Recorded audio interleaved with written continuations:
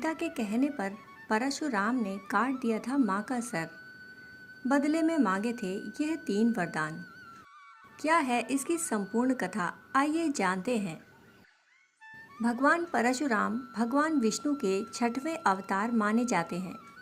उनके पिता का नाम जमदग्नि तथा माता का नाम रेणुका था। परशुराम के 4 बड़े भाई थे। एक दिन जब सब पुत्र काम से जंगल चले गए, तब माता रेणुका स्नान करने गईं। जिस समय वह स्नान करके आश्रम को लौट रही थीं, उन्होंने राजा चित्ररथ को जल विहार करते देखा। यह देखकर उनका मन विचलित हो गया और जब वो घर लौटी तो उनके हाव भाव देखकर महर्षि जमदग्नि यह बात जान गए। इतने में ही वहाँ परशुराम के बड़े भाई रुक्मवान, सुषेणु, वसु और विश्वावसु भी आ गए। महर्षि जमदग्नि ने उन सभी से बारी बारी अपनी माँ का वध करने को कहा, परंतु सभी ने ऐसा करने से मना कर दिया। इससे नाराज होकर महर्षि जमदग्नि ने उन्हें श्राप दे दिया और उनकी विचार शक्ति को खत्म कर दिया।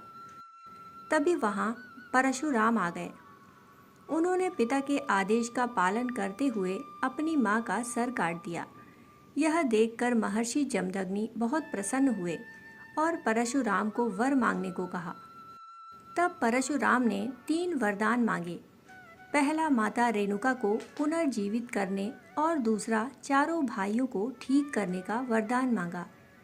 तीसरे वरदान में उन्होंने मांगा कि उन्हें कभी पराजय का सामना न करना पड़े और उनको लंबी आयु की प्राप्ति हो। भगवान परशुराम ने भीष्म पितामह, द्रोणाचार्य और कर्ण जैसे कई शूरवीरों को शिक्षा दी। कहा जाता है कि परशुराम अमर हैं। वह भगवान कल्कि को भी युद्ध की नीतियाँ सिखाएंगे, जो कलयुग में भगवान विष्णु के अवतार होंगे। महर्षि परशुराम को क्यों आता था अत्यधिक क्रोध? क्या है उनके जन्म की कथा, आइए जानते हैं।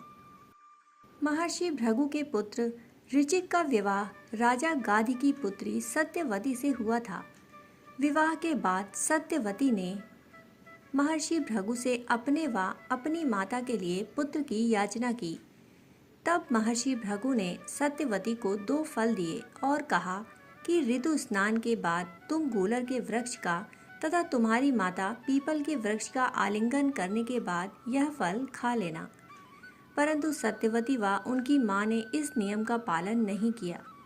यह बात महर्षि भृगु को पता चल गई।